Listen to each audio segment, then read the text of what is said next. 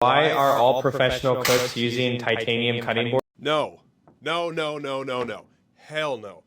I worked in restaurants for a decade. I've never used a metal cutting board. Really hard materials like titanium, metal, glass, those Epicurean boards, bamboo, they're way too hard for your knives. They're gonna dull your knife really quickly. Sure, you can just sharpen it again, but eventually you're gonna run out of knife because you're sharpening it all the time. Metal may be tempting because you can sanitize it very easily. Here's some better alternatives. If you're in a professional kitchen, you're just going to use the plastic cutting board that they have in every professional kitchen. They're not ideal, but they're cheap and you can throw them through the dishwasher. If you have the budget for something better, get a Hasegawa cutting board. Hasegawa are plastic laminated over wood. They're filled with silver particles that are naturally antibacterial. And they're very soft, so they're very good for your knife edges. If you're a sushi chef, you're going to use one of these Parker Asahi cutting boards most likely.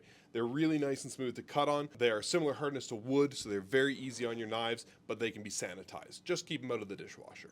And if you're just a home cook, invest in a nice quality wooden cutting board. This is from Larchwood, Canada. This is an end grain board where you can see the rings of the tree in the board, and these are the best because you're cutting with the fibers of the wood and it's less hard on your knife edges. This is one of the best materials you can cut on, and these end grain boards last a lifetime if you take care of them. You can also get a more basic side grain board. There's a lot of good ones out there. So if you don't have the budget for a fancier end grain board, you can go with a more basic side grain board.